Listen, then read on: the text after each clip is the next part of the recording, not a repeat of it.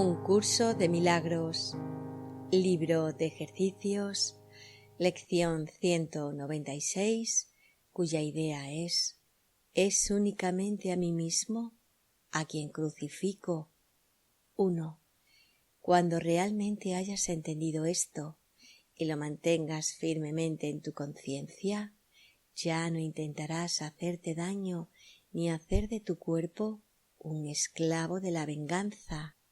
No te atacarás a ti mismo y te darás cuenta de que atacar a otro es atacarte a ti mismo. Te liberarás de la demente creencia de que atacando a tu hermano te salvas tú y comprenderás que su seguridad es la tuya y que al sanar él, tú quedas sanado. 2. Tal vez no entiendas en un principio cómo es posible que la misericordia, que es ilimitada y envuelve todas las cosas en su segura protección, pueda hallarse en la idea que hoy practicamos. De hecho, esta idea puede parecerte como una señal de que es imposible eludir el castigo, ya que el ego, ante lo que considera una amenaza, no vacila en citar la verdad para salvaguardar sus mentiras. Es incapaz, no obstante, de entender la verdad que usa de tal manera, mas tú puedes aprender a detectar estas necias maniobras y negar el significado que parecen tener. 3. De esta manera le enseñas también a tu mente que no eres un ego, pues las formas con las que el ego procura distorsionar la verdad ya no te seguirán engañando. No creerás que eres un cuerpo que tiene que ser crucificado y verás en la idea de hoy la luz de la resurrección, refulgiendo más allá de todos los pensamientos de crucifixión y muerte hasta los de liberación y vida. Vuelvo a recordar la idea, es únicamente a mí mismo a quien crucifico. 4. La idea de hoy es un paso que nos conduce desde el cautiverio al estado de perfecta libertad. Demos este paso hoy para poder recorrer rápidamente el camino que nos muestra la salvación, dando cada paso en la secuencia señalada a medida que la mente se va desprendiendo de sus lastres uno por uno.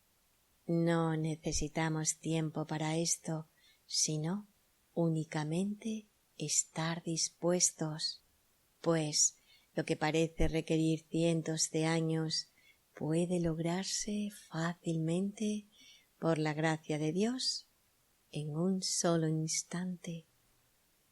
5. El pensamiento desesperante y deprimente de que puedes atacar a otros sin que ello te afecte, te ha clavado a la cruz. Tal vez pensaste que era tu salvación, mas sólo representaba la creencia de que el temor a Dios era real. ¿Y qué es esto sino el infierno? ¿Quién que en su corazón no tuviese miedo del infierno podría creer que su Padre es su enemigo mortal, que se encuentra separado de él y a la espera de destruir su vida y obliterarlo del universo? Vuelvo a recordar la idea, es únicamente a mí mismo a quien crucifico. 6. Tal es la forma de locura en la que crees. Si aceptas el temible pensamiento de que puedes atacar a otro y quedar tú libre, hasta que esta forma de locura no cambie, no habrá esperanzas. Hasta que no te des cuenta de que, al menos esto, tiene que ser completamente imposible, ¿cómo podría haber escapatoria? El temor a Dios es real para todo aquel que piensa que ese pensamiento es verdad y no percibirá su insensatez y ni siquiera se dará cuenta de que lo abriga, lo cual le permitiría cuestionarlo. 7. Pero incluso para cuestionarlo, su forma tiene primero que cambiar lo suficiente como para que el miedo a las represalias disminuya y la responsabilidad vuelva en cierta medida a recaer sobre ti. Desde ahí podrás cuando menos considerar si quieres o no seguir adelante por ese doloroso sendero. Mientras este cambio no tenga lugar, no podrás percibir que son únicamente tus pensamientos los que te hacen caer presa del miedo y que tu liberación depende de ti. 8. Si das este paso hoy, los que siguen te resultarán más fáciles. A partir de aquí avanzaremos rápidamente, pues una vez que entiendas que nada, salvo tus propios pensamientos, te puede hacer daño, el temor a Dios no podrá sino desaparecer. No podrás seguir creyendo entonces que la causa del miedo se encuentra fuera de ti. Y a Dios, a quien habías pensado desterrar, se le podrá coger de nuevo en la santa mente que Él nunca abandonó. Vuelvo a recordar la idea. Es únicamente a mí mismo a quien crucifico. 9. El himno de la salvación. Puede ciertamente oírse la idea que hoy practicamos. Si es únicamente a ti mismo a quien crucificas, no le has hecho nada al mundo y no tienes que temer su venganza ni su persecución. Tampoco es necesario que te escondas lleno de terror del miedo mortal a Dios que la proyección oculta tras de sí. Lo que más pavor te da es la salvación. Eres fuerte y es fortaleza lo que deseas. Eres libre y te regocijas de ello. Has procurado ser débil y estar cautivo porque tenías miedo de tu fortaleza y de tu libertad. Sin embargo, tu salvación radica en ellas. 10. Hay un instante en que el terror parece apoderarse de tu mente de tal manera que no parece haber la más mínima esperanza de escape. Cuando te das cuenta de una vez por todas de que es a ti mismo a quien temes, la mente se percibe a sí misma dividida. Esto se había mantenido oculto mientras creías que el ataque podía lanzarse fuera de ti y que éste podía devolvérsete desde afuera. Parecía ser un enemigo externo al que tenías que temer, y de esta manera un Dios externo a ti se convirtió en tu enemigo mortal y en la fuente del miedo. Y vuelvo a repetir la idea. Es únicamente a mí mismo a quien crucifico. 11. Y ahora, por un instante, percibes dentro de ti a un asesino que ansía tu muerte y que está comprometido a maquinar castigos contra ti hasta el momento en que por fin pueda acabar contigo. No obstante, en ese mismo instante es el momento en que llega la salvación, pues el temor a Dios ha desaparecido y puedes apelar a Él para que te salve de las ilusiones por medio de su amor, llamándole Padre y a ti mismo su Hijo. Reza para que este instante llegue pronto, hoy mismo. Aléjate del miedo y dirígete al amor. 12. No hay un solo pensamiento de Dios que no vaya contigo para ayudarte a alcanzar ese instante e ir más allá de él prontamente, con certeza y para siempre. Cuando el temor a Dios desaparece, no queda obstáculo alguno entre la santa paz de Dios y tú. Cuán benévola y misericordiosa es la idea que hoy practicamos. Acógela gustosamente, como debieras, pues es tu liberación. Es a ti a quien tu mente trata de crucificar, mas tu redención también procederá de ti. Amén, que así sea, así es.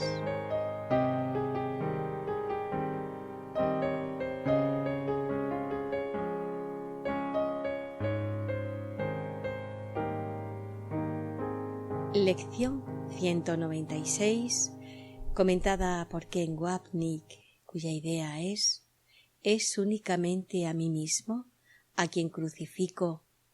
Comienza Ken. Estas siguientes dos lecciones forman un todo cuando elijo erróneamente. Es únicamente a mí mismo a quien crucifico. Cuando elijo correctamente, no puede ser sino mi propia gratitud la que me gano.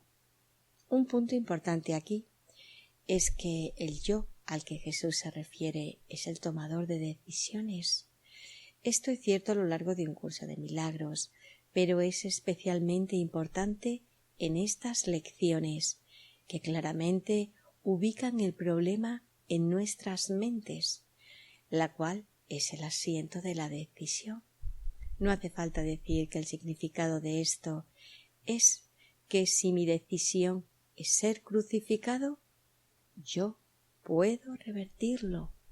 Si no estoy al tanto de la elección errónea de mi mente, no hay esperanza de un cambio significativo.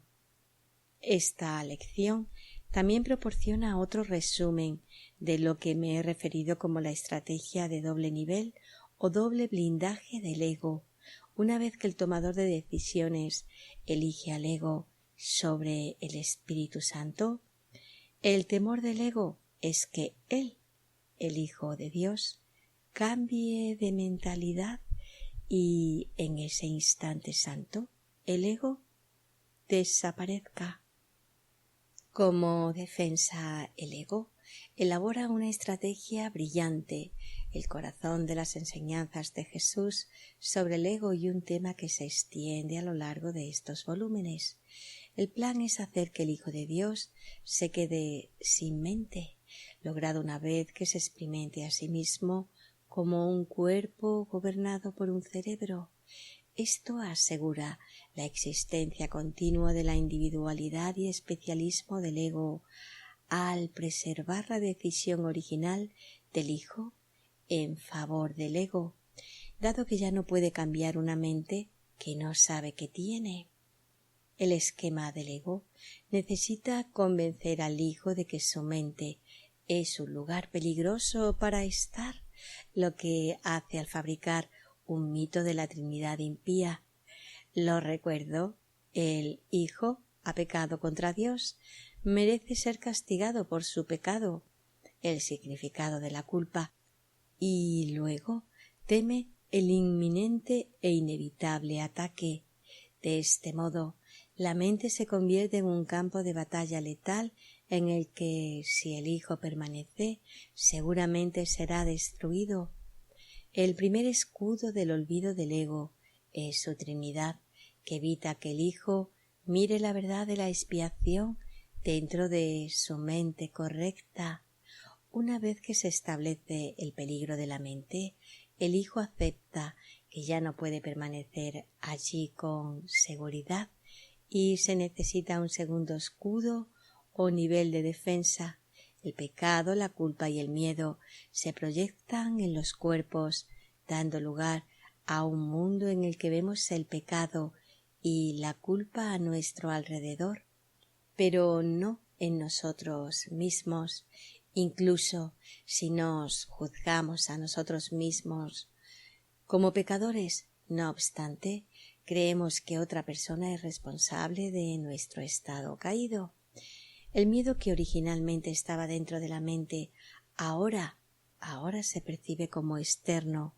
Cuando las personas intentan describir su experiencia de Dios, con frecuencia lo hacen en términos de esta dinámica de proyección de la culpa. Su Dios se vuelve vengativo y demente, buscando solo castigar a su hijo culpable por haber pecado contra él. Esta entonces es la naturaleza del mundo en el que nos encontramos y estamos aterrorizados ante la perspectiva de la muerte. Como Freud enseñó, tan pronto como nacemos, nos preparamos para morir. Todos temen la muerte, que, claro, significa el fin de la vida, aunque ilusorio. El miedo, la esencia del sistema defensivo de ilusiones del ego, es sin embargo intenso, y en su núcleo está esta creencia: merezco morir y que mi vida sea arrebatada por Dios, porque originalmente le robé esa vida. Nadie viene aquí sin ese miedo, pero no sabe de dónde proviene. Su fuente parece ser externa, pero esto oculta la fuente del miedo, que reside en la decisión de la mente de unirse al ego. El doble escudo de ilusión, por lo tanto, la culpa interna y el miedo externo, es el núcleo de la estrategia del ego, ejemplificada en esta importante lección. Y doy paso al primer párrafo, al 1. Cuando realmente hayas entendido esto y lo mantengas firmemente en tu conciencia, ya no intentarás hacerte daño ni hacer de tu cuerpo un esclavo de la venganza. Ken comenta: Jesús habla frecuentemente sobre el plan del ego, porque no podemos cambiar de mentalidad sobre algo de lo que no estamos conscientes. Cuando aceptamos su ayuda para mostrarnos las tácticas del ego en nuestras vidas, soltamos nuestro aferramiento a su sistema de pensamiento. Por lo tanto, es imperativo que prestemos cuidadosa atención a nuestros pensamientos y comportamiento para ver cómo cumplen la estrategia del ego. Habiendo negado primero la culpa de la mente, la proyectamos, y todo lo que sabemos es que otros están tratando de robarnos. Esto justifica nuestra necesidad de defendernos y atacar a cambio. El contenido detrás de la archiconocida cara de inocencia, que corresponde al capítulo 31, sección 5, dice así: el aspecto con el que se actúa. Esta es la cara que sonríe y es amable, e incluso parece amar. Este aspecto puede disgustarse, pues el mundo es perverso e incapaz de proveer el amor y el amparo que la inocencia se merece. Este aspecto nunca lanza el primer ataque, pero cada día cientos de incidentes sin importancia socavan poco a poco su inocencia, provocando su irritación e induciéndolo finalmente a insultar y a abusar descontroladamente.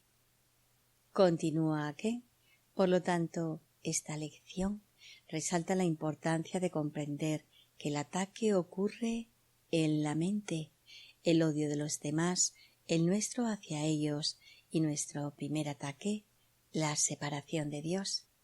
Solo viendo cómo nuestras vidas se ejemplifican el principio de uno o el otro, podemos hacer algo al respecto. De ahí nuestra necesidad de vigilancia para aceptar la vida como aula, con Jesús como nuestro Maestro. Él no cambia los aspectos externos de nuestras vidas, pero nos ayuda a reconocer el propósito del ego para ellos, lo que nos permite mirar más allá de ellos a la luz de la verdad que la estrategia pretendía ocultar. Y continuó en el párrafo 1: no te atacarás a ti mismo y te darás cuenta de que atacar a otro es atacarte a ti mismo. Ken comenta: cuando comprendas el daño que recibes cuando escuchas al ego, ya no lo harás. Recuerda, para el ego la salvación es atacar, nacido del pensamiento original de uno o el otro.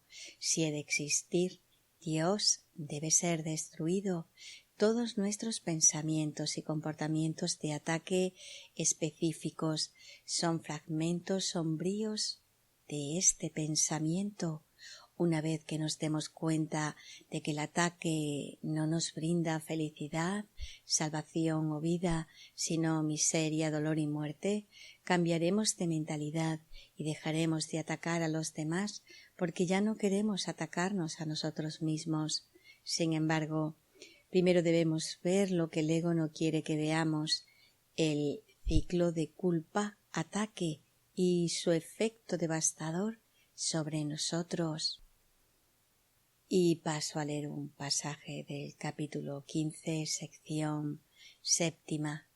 La enfermiza atracción que ejerce la culpabilidad tiene que ser reconocida como lo que es, pues al haberse convertido en algo real para ti, es esencial que la examines detenidamente y que aprendas a abandonar, dejándote de interesar por ella. El propósito del ego es conservar e incrementar la culpabilidad, pero de forma tal que tú no te des cuenta de lo que ello te ocasionaría, pues la doctrina fundamental del ego es que te escapas de aquello que les haces a otros. No obstante, su supervivencia depende de que tú creas que estás exento de sus malas intenciones. Te dice, por lo tanto, que si accedes a ser su anfitrión, te permitirá proyectar su ira afuera y de este modo te protegerá, y así se embarca en una interminable e insatisfactoria cadena de relaciones especiales, forjadas con ira y dedicadas exclusivamente a fomentar tan solo la creencia descabellada de que cuanta más ira descargues fuera de ti mismo, más a salvo te encontrarás. Y acabo el párrafo 1. Te liberarás de la demente creencia de que atacando a tu hermano te salvas tú, y comprenderás que su seguridad es la tuya y que al sanar él, tú quedas sanado. ¿Quién comenta? Este es el núcleo de la relación santa que deshace todo especialismo, reconociendo que tú y yo compartimos los mismos intereses. Si te ataco y te condeno, yo soy el que está siendo atacado y crucificado. Si te libero y veo al Cristo en ti, refuerzo esa visión en mí mismo. Somos uno. Entender esto es la manera de recordar a Dios, como hemos visto varias veces antes. Y paso a leer una oración del capítulo 12, sección 2. Dice así: percibir la curación de tu hermano como tu propia curación es, por lo tanto, la manera de recordar a Dios. Y paso al párrafo 2. Tal vez no entiendas en un principio cómo es posible que la misericordia, que es ilimitada y envuelve todas las cosas en su segura protección, puede hallarse en la idea que hoy practicamos. De hecho, esta idea puede parecerte como una señal de que es imposible eludir el castigo, ya que el ego, ante lo que considera una amenaza, no vacila en citar la verdad para salvaguardar sus mentiras. Y Ken añade: Jesús explica que el ego interpretaría esta lección como siempre estoy siendo castigado y por lo tanto siempre sufriré, porque continuamente suma 2 más 2 y obtiene 5. Toma hechos aparentes y los arregla para que terminen con una conclusión falsa, y así toma estas palabras de la verdad y las tuerce para reforzar su sistema de pensamiento para que no nos liberemos de él. Paso ahora al párrafo 3. De esta manera le enseñas también a tu mente que no eres un ego, pues las formas con las que el ego procura distorsionar la verdad ya no te seguirán engañando. No creerás que eres un cuerpo que tiene que ser crucificado. Quien comenta, recuerda el objetivo de la estrategia del ego. Es dejarnos convencidos de que somos cuerpos sin mente, la segunda parte del doble escudo que merecen la crucifixión porque hemos hecho cosas tan terribles. Sin embargo, otra idea que está profundamente arraigada en esta creencia es que, aunque soy un miserable desgraciado, castigado por mi pecado, alguien pecó contra mí primero, por lo tanto todavía no es mi culpa. Para reiterar este punto central, el tú a quien Jesús se dirige es al tomador de decisiones de la mente, a la que se le enseña a no verse a sí misma como un ego. La misión que Jesús nos da del uno para el otro. Y paso a leer un breve pasaje del capítulo 4, sección 6. Tu misión es muy simple. Se te pide que vivas de tal forma que demuestre que no eres un ego, y yo no me equivoco al elegir los canales de Dios. Continúo en el párrafo 3 y verás en la idea de hoy la luz de la resurrección, refulgiendo más allá de todos los pensamientos de crucifixión y muerte hasta los de liberación y vida. Quien comenta, entrecomilladamente, resurrección en un curso de milagros, como hemos visto anteriormente, se define como despertar del sueño de muerte. Sin embargo, no puedes despertar a menos que sepas que la muerte es un sueño y no una realidad. Así Jesús expone la estrategia del ego enseñándonos que nuestras experiencias en el mundo externo de los sueños reflejan el sueño oculto. Ambas capas de sueño son ilusorias, defensas del ego para ocultar el hecho de que tomamos la decisión equivocada y ahora podemos hacer una mejor. Jesús nos enseña a movernos más allá de la experiencia del cuerpo para ver que es parte del plan del ego, para así alejarnos de la luz resucitada de la salvación que el perdón de nuestro hermano produce tan felizmente. Y paso ahora a leer un pasaje del manual para el maestro. La resurrección, al ser la afirmación de la vida, es la negación de la muerte. De esta manera, la forma de pensar del mundo se invierte por completo. Ahora se reconoce que la vida es la salvación y cualquier clase de dolor o aflicción se percibe como el infierno. Ya no se le teme al amor, sino que se le da jubilosamente la bienvenida. Se ve la faz de Cristo en toda cosa viviente y no se mantiene nada en la oscuridad, excluido de la luz del perdón. Paso ahora al párrafo 4. La idea de hoy es un paso que nos conduce desde el cautiverio al estado de perfecta libertad. Demos este paso hoy para poder recurrir rápidamente el camino que nos muestra la salvación, dando cada paso en la secuencia señalada a medida que la mente se va desprendiendo de sus lastres uno por uno. Quien comenta, nuestro miedo es tan grande que tenemos que aprender a través de los pequeños pasos que Dios nos pide que tomemos hacia Él.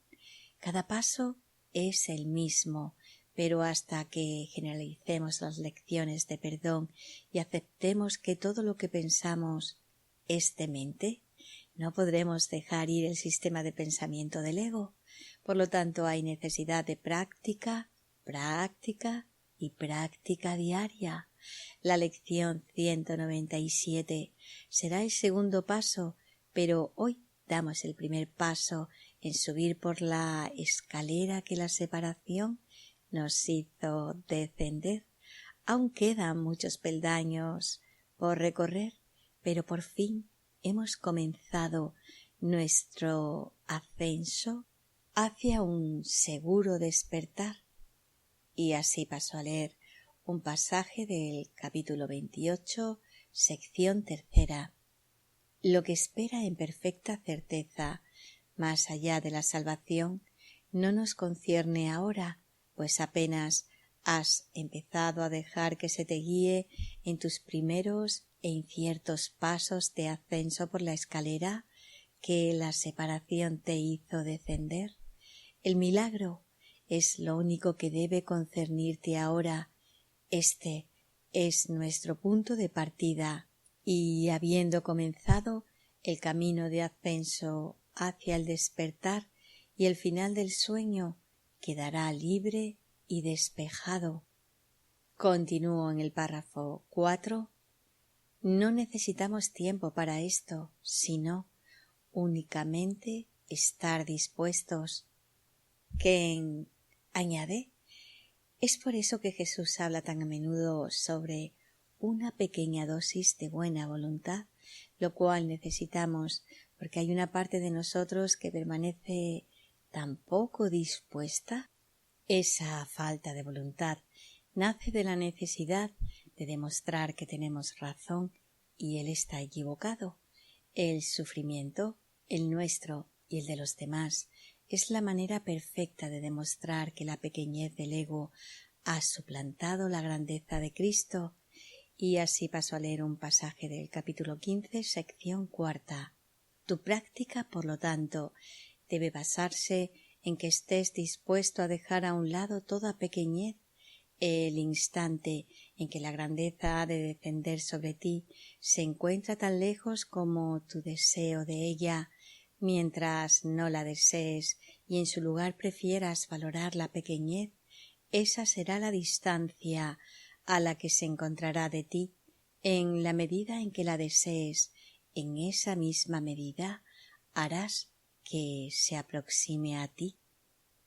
Paso a acabar el párrafo 4. Pues lo que parece requerir cientos de años puede lograrse fácilmente, por la gracia de Dios, en un solo instante.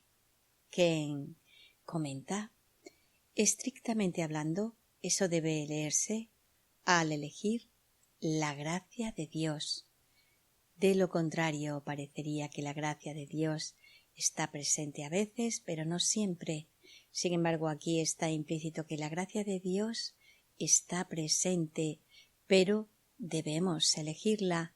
Estar en el instante santo refleja la elección de ser feliz en lugar de tener razón, de tener a Jesús como nuestro Maestro en lugar de al ego. Es importante destacar que esta lección, de hecho, un curso de milagros en sí, nos ayuda a darnos cuenta de nuestro miedo a elegir el instante santo y a ahorrar miles de años a través del milagro. Sin embargo, cuando el perdón deshace el miedo, nos convertimos en maestros de Dios, cuya función de ahorro de tiempo es llevar la oscuridad temporal del ego a la luz atemporal. Y así paso a leer un breve pasaje del manual para el maestro. Su función es ahorrar tiempo. Cada uno comienza como una sola luz, pero como tiene la llamada en el mismo centro de su ser, esa luz no puede restringirse. Y doy paso al párrafo 5. El pensamiento desesperante y deprimente de que puedes atacar a otros sin que ello te afecte, te ha clavado a la cruz. Ken explica: en otras palabras, es únicamente a mí mismo a quien crucifico. No puedo crucificarte porque no hay nadie allí para crucificar, y crucifico la parte de mí que no quiero reconocer. Otro ejemplo del principio de uno o el otro que Jesús quiere que desaprendamos. Así terminamos nuestro viaje hacia la cruz, haciendo que otra persona sea culpable por nuestro dolor y sufrimiento.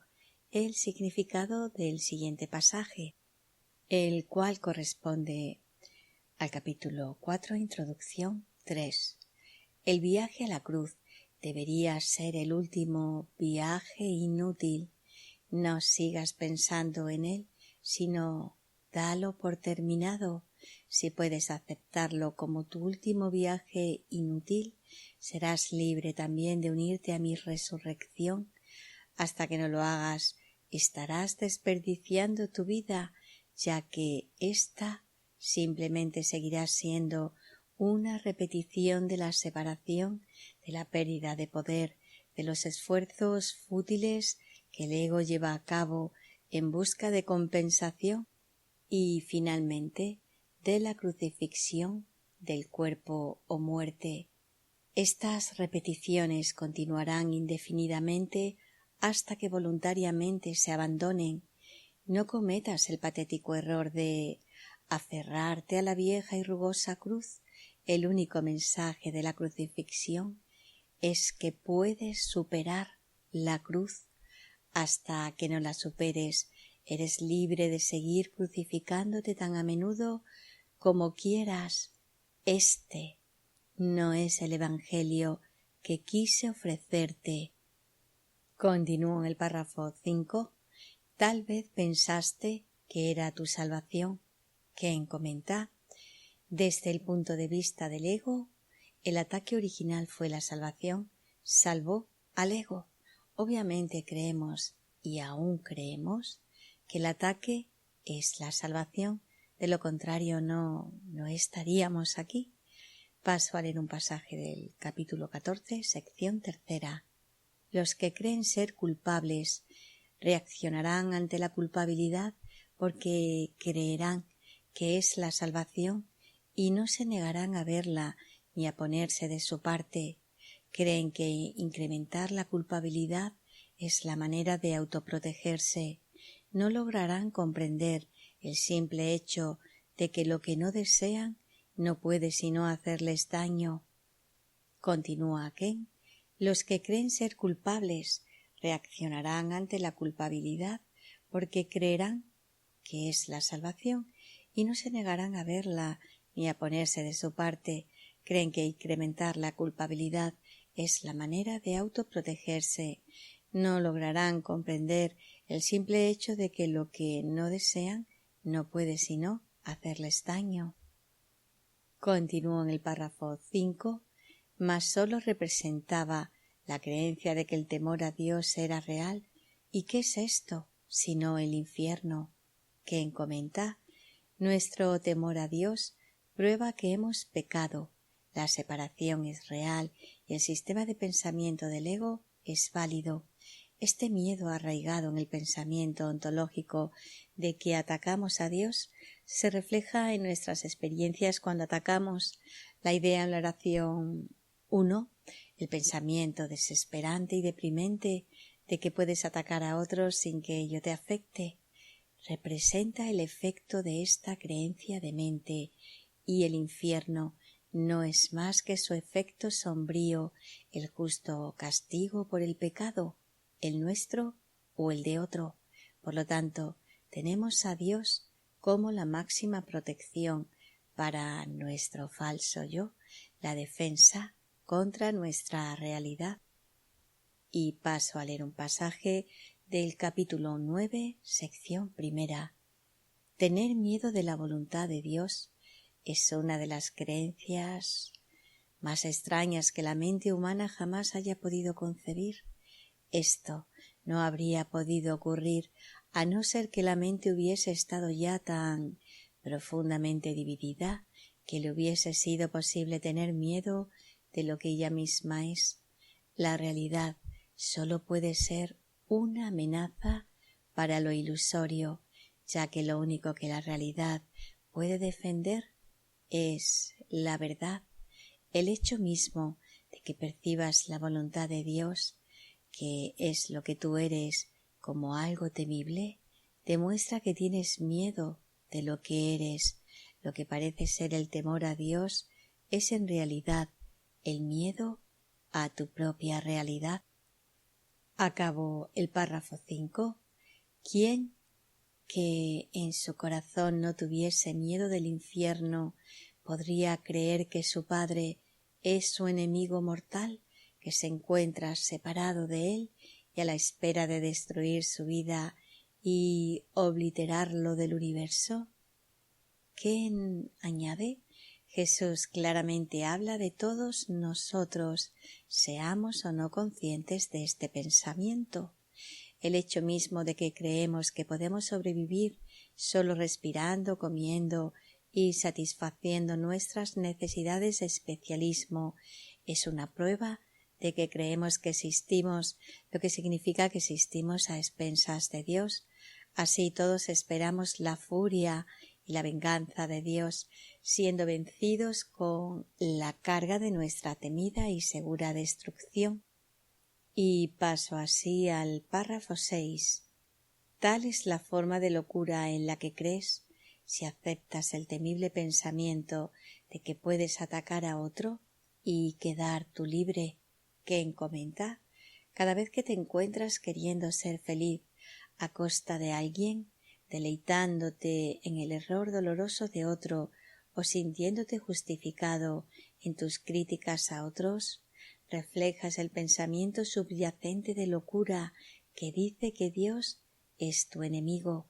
Puedes escapar de su ira solo demostrando que los demás son pecadores miserables para que Dios los castigue en lugar de a ti, la magia demencial del ego. Es por eso que se fabricaron los específicos. El odio es algo concreto, para citar la lección 161. El propósito detrás de mi odio y mi especialismo es que puedo señalar a los pecadores a Dios, quien los destruirá y me salvará, la víctima inocente, una dinámica que está fuera de la conciencia. Continúo en el párrafo 6. Hasta que esta forma de locura no cambie, no habrá esperanzas. Ken comenta: Jesús se refiere a pensamiento cuando dice forma, el pensamiento de que Dios es nuestro enemigo. Este es el eje que mantiene unido el sistema de pensamiento del ego. Quítalo y el ego se desmorona. Por lo tanto, el problema no es nunca la forma específica del ataque, sino el pensamiento mismo. En otras palabras, no cambiamos el efecto, sino la causa, como lo deja claro el siguiente pasaje de psicoterapia en el contexto de las formas de enfermedad. Y dice así: la enfermedad toma muchas formas y lo mismo hace la falta de perdón. Las formas de una solo reproducen las formas de la otra, pues son la misma ilusión. Tan fielmente la una se traduce en la otra que en un estudio cuidadoso de la forma de una enfermedad revelará con bastante claridad la forma de falta de perdón que representa. Sin embargo, ver esto no efectuará una sanación. Eso se logra mediante un solo reconocimiento que sólo el perdón sana una falta de perdón, y sólo una falta de perdón puede ser el origen de cualquier clase de enfermedad. Acaba Ken: el punto clave aquí es que cambiar el síntoma, la forma o el efecto no solucionará el problema. Solo deshacer la causa, que es, como dice aquí, la falta de perdón del Hijo de Dios, puede hacer eso, y el perdón es el medio de este deshacimiento. Y paso a acabar el párrafo 6.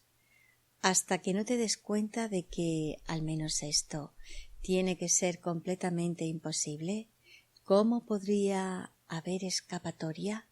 El temor a Dios es real para todo aquel que piensa que ese pensamiento es verdad y no percibirá su insensatez y ni siquiera se dará cuenta de que lo abriga, lo cual le permitiría cuestionarlo.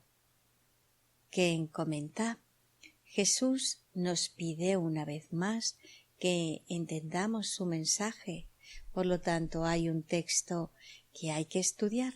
Si no lo hacemos pensando que comprender el ego no es importante, tememos mirar el sistema de pensamiento del ego que hemos hecho tanto real como aterrador. La manera perfecta de mantener el ego intacto es no saber que tenemos uno y ciertamente no entender las dinámicas de ataque que son el núcleo de su sistema de pensamiento. Es por eso que Jesús insistió a Helen y Bill durante el dictado de que estudien estas notas. Quería que ellos, como todos nosotros, entendieran la loca y asesina dinámica del ego sin identificar estas en nuestras vidas personales, ejemplificando el principio de uno o el otro. No podremos, repito, no podremos cambiar de mentalidad. En Expiación sin sacrificio, Jesús discute el tradicional error cristiano de creer que Dios envió a Jesús al mundo para que sufriera y muriera en la cruz, para que así los miserables pecadores pudiéramos ser salvados. Él explica la locura de esta creencia y luego dice, se refiere a un breve pasaje del capítulo 3, sección primera. Es tan esencial eliminar cualquier pensamiento de este tipo que debemos asegurarnos de que nada semejante permanezca en tu mente. Jesús habla específicamente de la idea de que se debe temer a Dios porque es un perseguidor. Esta afirmación enfática del texto va directamente al corazón de la lección. Jesús nos dice a todos que debemos entender el ego para dejarlo ir. No tiene sentido, dice, pedir mi ayuda por algo que no sabes que existe. No puedo quitártelo a menos que primero me lo traigas para que podamos mirarlo juntos. Recuerda su declaración crucial y paso a leer un pasaje del capítulo 13, sección tercera. Tal vez te preguntes ¿por qué es tan crucial que observes tu odio y te des cuenta de su magnitud? Puede que también pienses que el Espíritu Santo le sería muy fácil mostrártelo y desvanecerlo sin que tú tuvieses necesidad de traerlo a la conciencia. Ken comenta, o mejor dicho, continúa Ken, debemos hacer nuestra parte para que Él pueda hacer la suya. Además, Jesús nos ruega que nos demos cuenta de cómo la mentalidad de uno o el otro impregna todo en nuestras vidas, fragmentos sombríos del pensamiento de que Dios debe ser temido porque lo atacamos primero. La insensatez de este pensamiento debe percibirse antes de que podamos cambiarlo, ya que sólo cuando observamos las implicaciones de esta creencia podemos cuestionar verdaderamente nuestro aferramiento a la locura de que Dios es el enemigo. Incluso un juicio leve refleja este sistema de pensamiento subyacente de odio y miedo y nos aleja de la cordura más allá de la locura del ego. Paso al párrafo 7. Pero incluso para cuestionarlo, su forma tiene primero que cambiar lo suficiente como para que el miedo a las represalias disminuya y la responsabilidad vuelva en cierta medida a recaer sobre ti. Ken comenta, en otras palabras, debo ver que el temor de Dios no proviene de Dios, sino de mí. Es únicamente a mí mismo a quien crucifico. Yo preparé esto, por lo tanto, el énfasis está en entender la estrategia del ego, específicamente la proyección. Jesús les dijo a Helen y a Bill que la única ventaja que tenían los psicólogos en términos de un curso de milagros era su comprensión de esta dinámica. Sin embargo, no es necesario tener un doctorado en psicología para comprender que lo que vemos en los demás es una proyección de lo que hicimos realidad en nosotros mismos. La proyección, recuerdo, da lugar a la percepción. Si creemos que Dios debe ser temido, el problema es que creemos que debemos ser temidos. Dios no es el asesino, somos nosotros. Continúo en el párrafo 7. Desde ahí podrás cuando menos considerar si quieres o no seguir adelante por ese doloroso sendero. Mientras este cambio no tenga lugar, no podrás percibir que son únicamente tus pensamientos los que te hacen caer presa del miedo y que tu liberación depende de ti. Ken comenta: una vez que entiendas la dinámica del ego, puedes preguntar si esto es lo que realmente quieres. Sin embargo, debes ver la conexión entre lo que crees que son ataques justificados contra otro y sus efectos en ti. No es la otra persona a la que estás haciendo daño, recuerda, sino a ti mismo. Esto refleja el sistema de pensamiento que dice que era Dios o yo y yo gané, pero ahora Dios satisfará su venganza. Necesitas entender la estrategia del ego de negar el poder de la mente para elegir el sueño, dándote cuenta de que es este poder lo que determina lo que percibes. Recuerda que percepción es interpretación.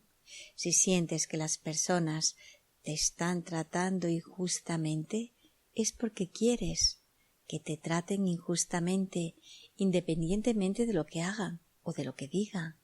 Si haces que tu reacción sea real, es porque quieres que sea real, con tus pecados recayendo sobre alguien más.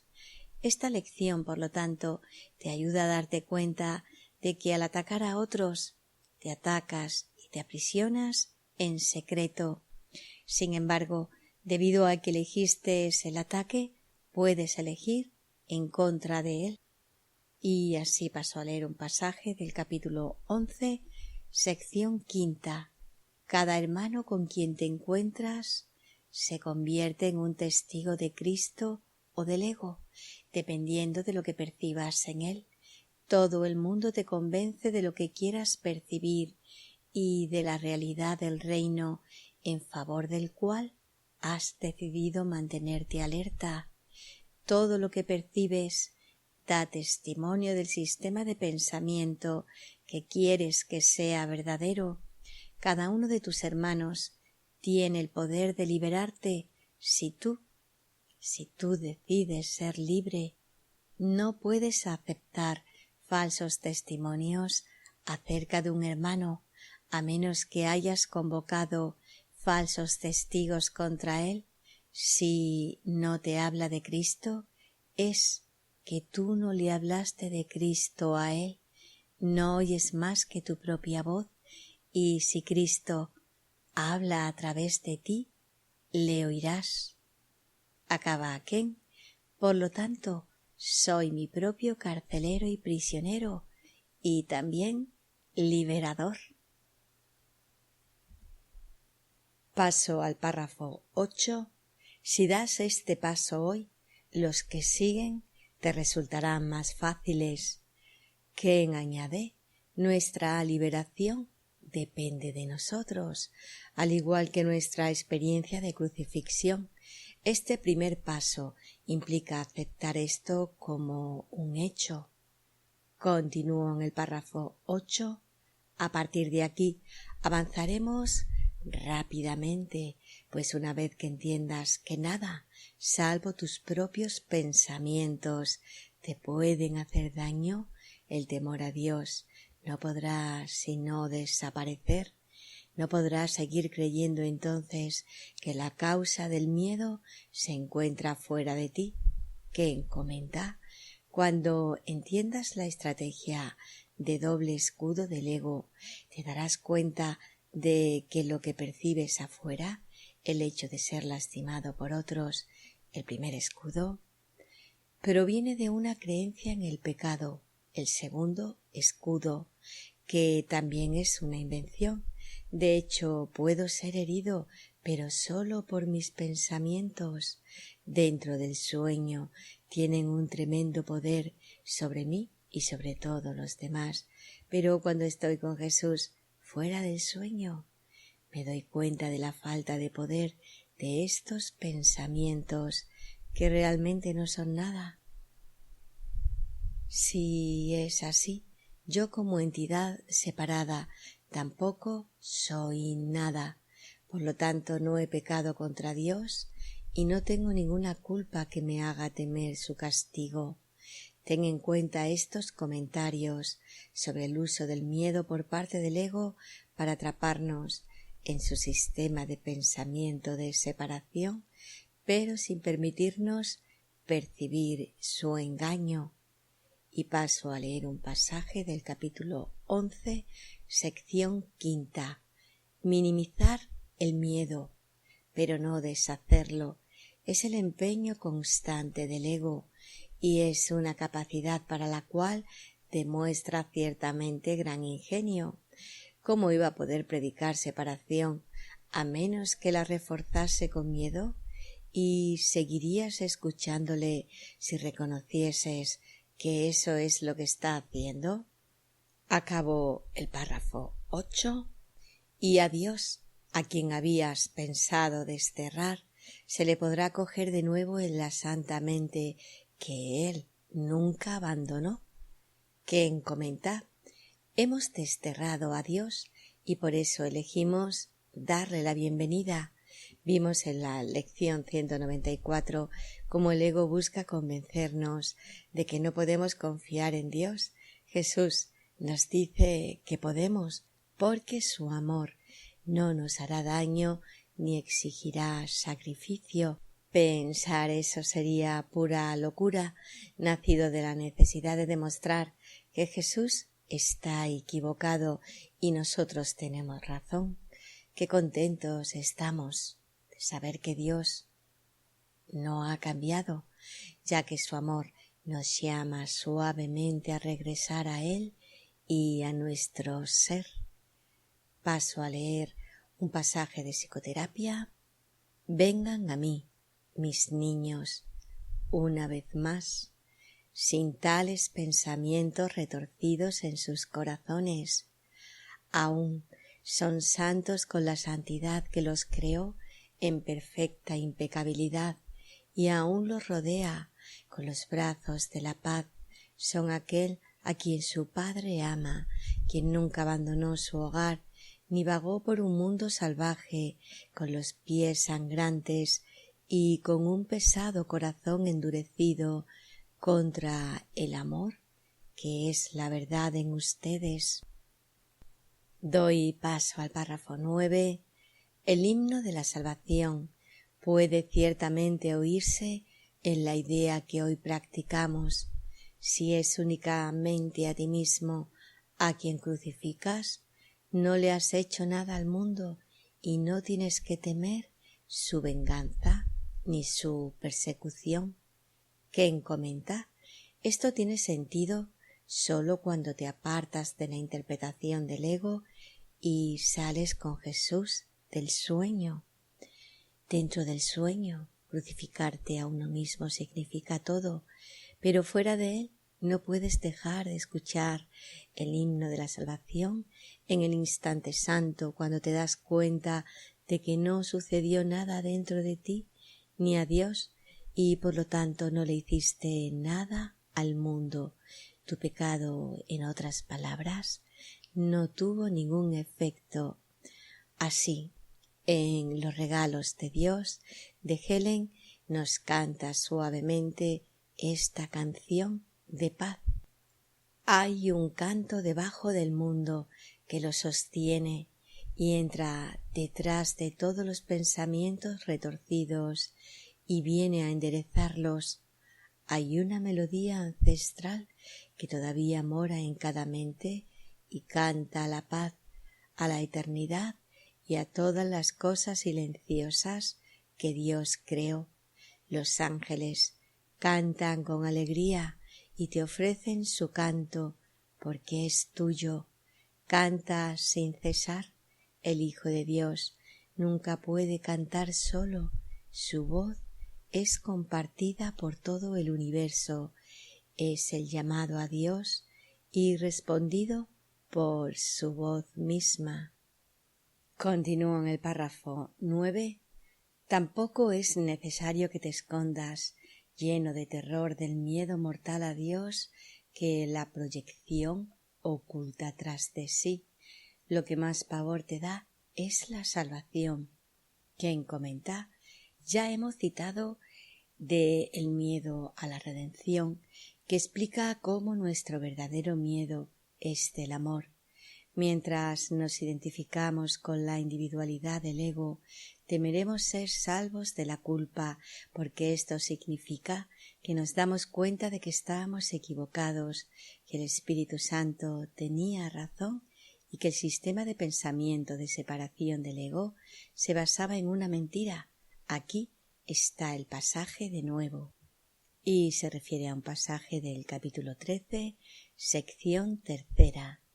No es de la crucifixión de lo que realmente tienes miedo. Lo que verdaderamente te aterra es la redención.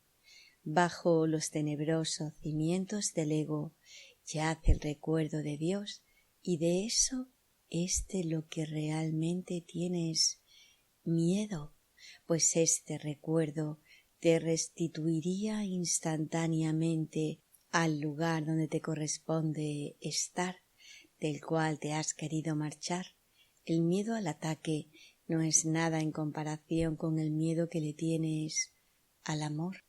¿Estarías dispuesto incluso a examinar tu salvaje deseo de dar muerte al Hijo de Dios si pensases que eso te podría salvar del amor? Pues este deseo causó la separación y lo has protegido porque no quieres que éste cese. Te das cuenta de que, al despejar la tenebrosa nube que la oculta, el amor por tu Padre te impulsaría a contestar su llamada y a llegar al cielo de un salto. ¿Crees que el ataque es la salvación porque el ataque impide que eso ocurra? Pues subyacente a los cimientos del ego y mucho más fuerte de lo que éste jamás pueda ser, se encuentra tu intenso y ardiente amor por Dios y el suyo por ti. Esto es lo que realmente quieres ocultar. ¿Quién acaba? Este pasaje es una de las declaraciones más claras en un curso de milagros sobre el papel del ataque y el miedo en defendernos del amor, en presencia del cual nuestro yo separado y especial desaparecería silenciosamente en el corazón de Dios. Y paso ahora a acabar el párrafo 9. Eres fuerte y es fortaleza lo que deseas. Eres libre y te regocijas de ello. Has procurado ser débil y estar cautivo porque tenías miedo de tu fortaleza y de tu libertad. Sin embargo, tu salvación radica en ellas. ¿Quién comenta? Para el ego de mente somos libres solo cuando estamos por nuestra cuenta, habiendo escapado de la tiranía de Dios. Sin embargo, la verdadera libertad viene al reconocer que somos una parte indivisible de la unicidad de Dios. Nuestra fortaleza y libertad radican en el tomador de decisiones, la parte de nuestras mentes que elige el amor sobre el miedo, corrigiendo nuestra elección errónea que nos hizo débiles y cautivos. Así, nuestra voluntad, elegida por la mente, es la que refleja el poder de Dios. Para ayudarnos a recordar este poder, Jesús nos dio su curso y su amorosa presencia como maestro y guía. Y paso a leer un pasaje del capítulo 8, sección 4. Nada que Dios creó puede oponerse a tu decisión, de la misma manera en que nada que Dios creó puede oponerse a su voluntad. Dios le dio a tu voluntad el poder que ella posee, y yo no puedo sino respetarlo en honor de su poder, y puedo enseñarte, pero tú tienes que elegir seguir mis enseñanzas. ¿Cómo podría ser de otra manera si el reino de Dios es libertad? Siempre me acordaré de ti, y en el hecho de que me acuerde de ti radica el que tú te acuerdes de ti mismo. En nuestro mutuo recuerdo radica nuestro recuerdo de Dios, y en ese recuerdo radica tu libertad, porque tu libertad está en Él. Paso ahora al párrafo 10. Hay un instante en que el terror parece apoderarse de tu mente de tal manera que no parece haber la más mínima esperanza de escape. ¿Quién comenta? Esta es la dinámica que Jesús discutió en la lección 170 diciendo: este momento puede ser terrible. El segundo escudo, el mundo y el cuerpo, fue producido específicamente para que no tuviéramos que lidiar con el horror de creer que somos pecadores culpables que merecen castigo, que, recuerdo, es el primer escudo. El ego nos hizo proyectar nuestro pecado y culpa para verlos en otros. Por eso nos sentimos mucho más cómodos creyendo que Dios es el asesino que aceptar que somos nosotros. Hemos visto que el propósito del ego es mantener la separación que le robó a Dios, pero no ser responsable de ello. Por eso nos estremecemos gustosamente ante la maldad del mundo, porque eso prueba nuestra inocencia. Cuanto más injustamente nos sintamos, más nos gusta, porque nuestro pecado pasa desapercibido. Así Dios castigará a alguien más en su lugar. Sin embargo, cuando llevamos el pensamiento a nuestras mentes y pasamos del segundo escudo del ego al primero, nos sentimos atrapados por el terror que nos expulsó de nuestras mentes en primer lugar. Así, siento que soy el pecador que Dios destruirá. Continúo en el párrafo 10. Cuando te das cuenta de una vez por todas de que es a ti mismo a quien temes, la mente se percibe a sí misma dividida. ¿Quién comenta? Cuando vuelvo a mi mente, hay un instante cuando me doy cuenta de que soy el pecador y es mi mente la que está dividida, no una división entre mi cuerpo y el de otro, que es la fuente percibida de mi victimización, sino entre mí como el victimario pecaminoso y el Dios que me destruirá, que es la fuente percibida de mi terror. En el siguiente pasaje, Jesús describe dos tipos de sueños: el del cuerpo, en el que todos conspiran contra mí, y el de la mente, en el que yo soy el asesino. Y paso a leer un pasaje del capítulo 27, sección 7. Cuando vuelvo a mi mente, hay un instante cuando me doy cuenta de que soy el pecador y es mi mente la que está dividida, no una división entre mi cuerpo y el de otro, que es la fuente percibida de mi victimización, sino entre mí como el victimario pecaminoso y el Dios que me destruirá, que es la fuente percibida de mi terror. En el siguiente pasaje Jesús describe dos tipos de sueños: el del cuerpo, en el que todos conspiran contra mí, y el de la mente, en el que yo soy el asesino. Acaba Ken. Sentir terror en nuestras mentes fue la primera parte de la estrategia del ego y condujo a recurrir a él en busca de ayuda. Si permanezco en mi mente, ciertamente seré destruido. Sácame de aquí. Esto condujo directamente a la fabricación del mundo. Paso a acabar el párrafo 10. Esto se había mantenido oculto mientras creías que el ataque podía lanzarse fuera de ti y que éste podía devolvérsete desde afuera. Parecía ser un enemigo externo al que tenías que temer, y de esta manera un dios externo a ti, se convirtió en tu enemigo mortal y en la fuente del miedo. Quien comenta, el mundo oculta tanto el pensamiento de que soy el pecador como el terrorífico terror de la aniquilación relacionado con ese pensamiento.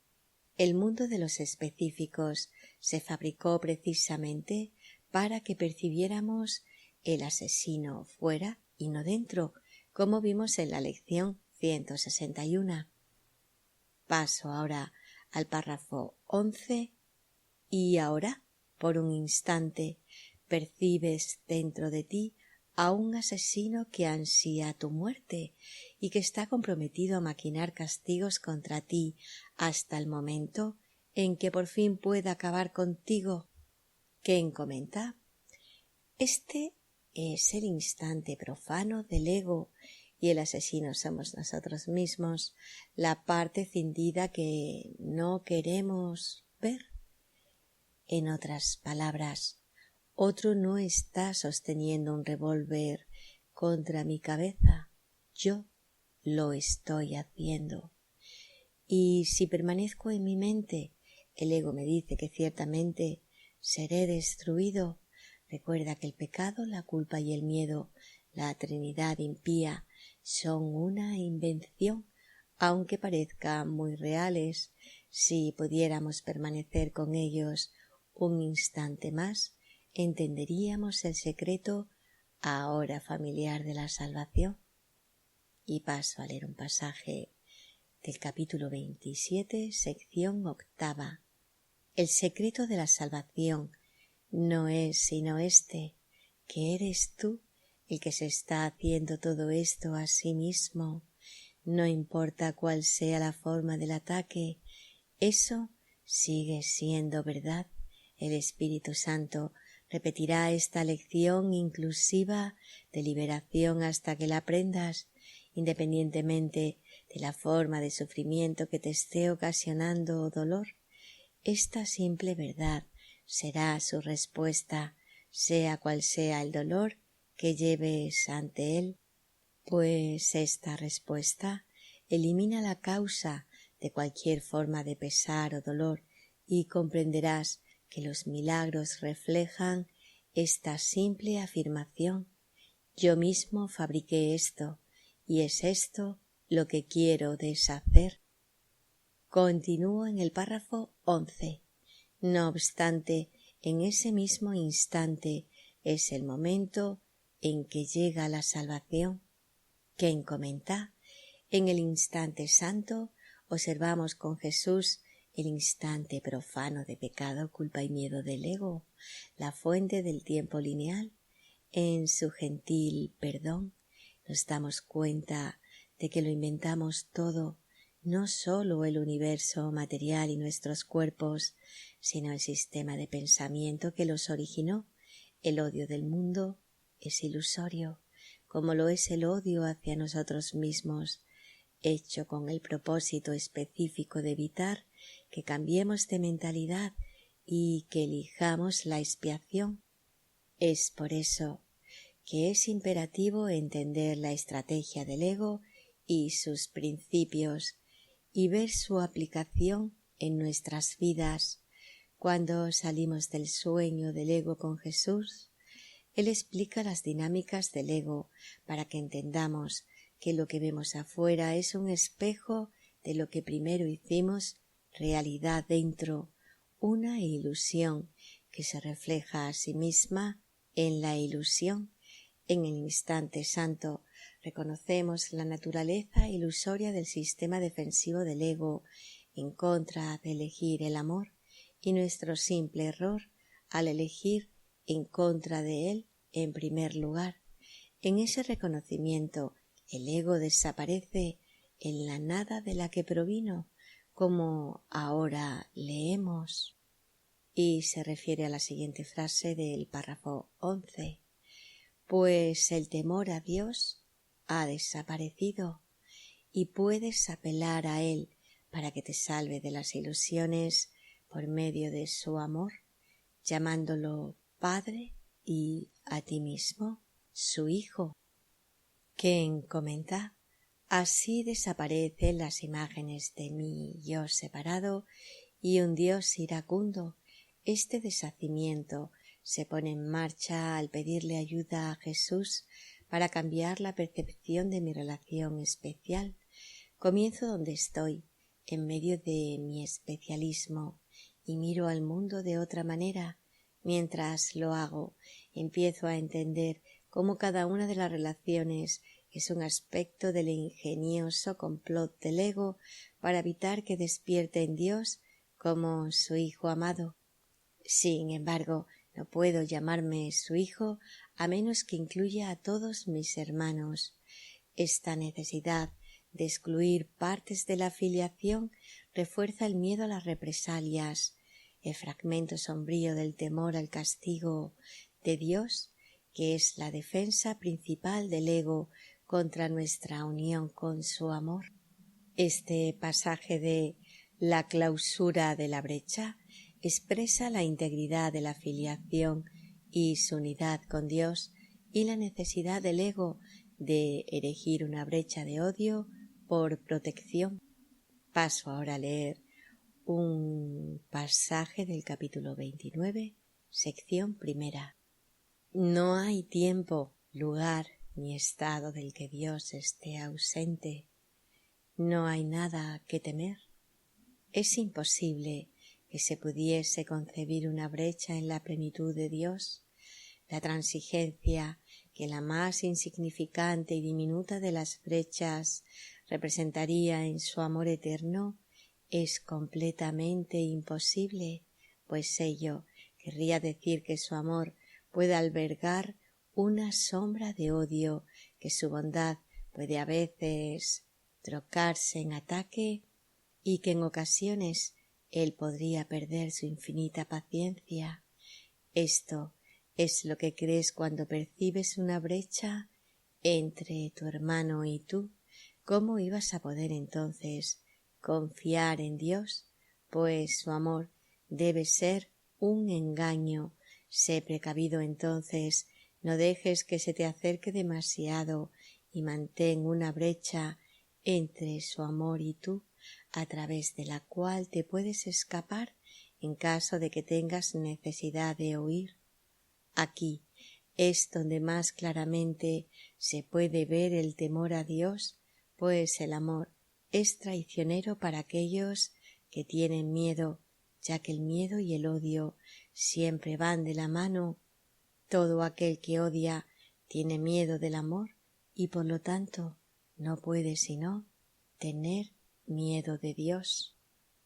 Continúa Ken, el temor a Dios se deshace así al eliminar las brechas que interpusimos entre nosotros y los demás.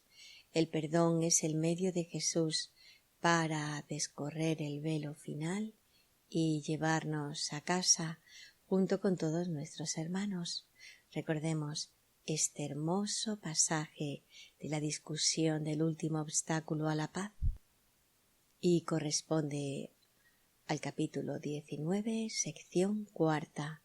Libera a tu hermano aquí, tal como yo te liberé a ti. Hazle el mismo regalo y contémplalo sin ninguna clase de condena. Considéralo tan inocente como yo te considero a ti, y pasa por alto los pecados que él cree ver en sí mismo.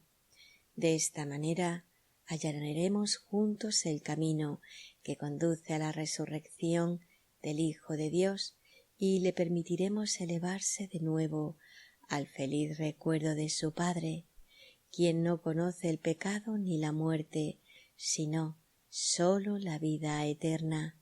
Juntos desapareceremos en la presencia que se encuentra detrás del velo, no para perdernos, sino para encontrarnos a nosotros mismos, no para que se nos vea, sino para que se nos conozca. He aquí la paz de Dios, que Él te dio para siempre. El cielo es el regalo que le debes a tu hermano, la deuda de gratitud que le ofreces al Hijo de Dios como muestra de agradecimiento por lo que Él es. y por aquello para lo que su Padre lo creó. Acabo el párrafo 11. Reza para que este instante llegue pronto, hoy mismo. Aléjate del miedo y dirígete al amor. Ken aporta: esta es la decisión de darse cuenta de que estábamos equivocados con respecto al miedo y que el amor tenía razón. Paso al párrafo 12. No hay un solo pensamiento de Dios que no vaya contigo para ayudarte a alcanzar ese instante e ir más allá de él prontamente, con certeza y para siempre. Ken comenta: la ayuda está dentro de nosotros, solo necesitamos invocarla y los pensamientos de Dios, inmutables e inalterables, surgen de repente en nuestra conciencia y nos sentimos a salvo, sabiendo que somos amados. Y paso a leer un pasaje del capítulo 30, sección 3. El pensamiento que Dios abriga de ti no se ha visto afectado en modo alguno por tu olvido. Siempre será exactamente como era antes de que te olvidaras de él, como seguirá siendo cuando lo recuerdes y como fue durante el lapso en que lo habías olvidado. Los pensamientos de Dios están mucho más allá de cualquier posibilidad de cambio y su resplandor es eterno.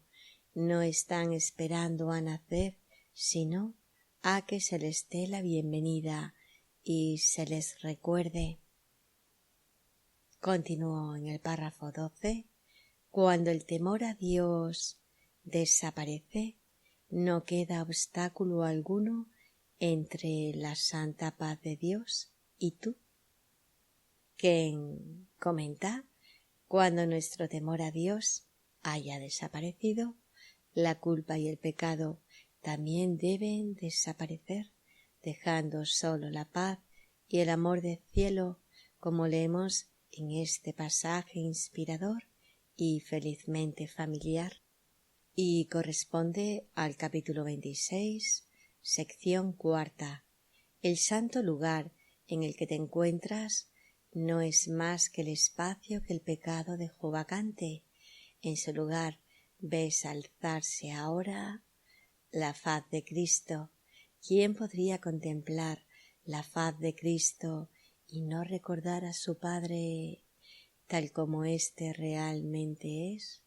¿Y quién que temiese el amor podría pisar la tierra en la que el pecado ha dejado un sitio para que se erija un altar al cielo, que se eleve muy por encima del mundo hasta llegar más allá del universo y tocar el corazón de toda la creación? ¿Qué es el cielo sino un himno de gratitud, de amor y de alabanza, que todo lo creado le canta a la fuente de su creación?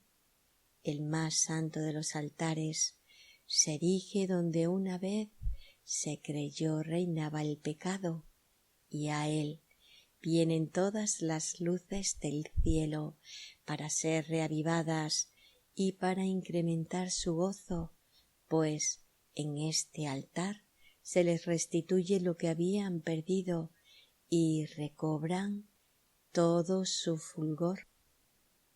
Y paso a acabar el párrafo 12 y así también esta lección 196, y dice así: cuán benévola y misericordia es la idea que hoy practicamos. Acógela gustosamente como debieras, pues es tu liberación.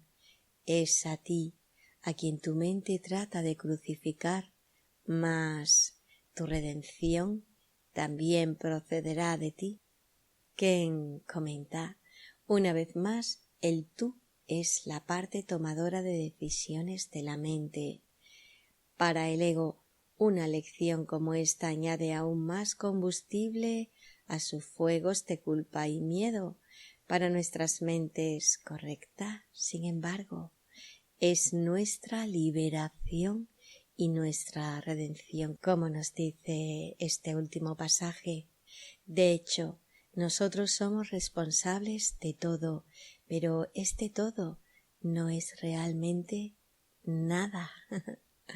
Una astuta artimaña para ocultar el amor de Dios. A este feliz pensamiento le decimos un agradecido amén a través del poema de Helen del mismo nombre. Paso a leer el poema de Helen.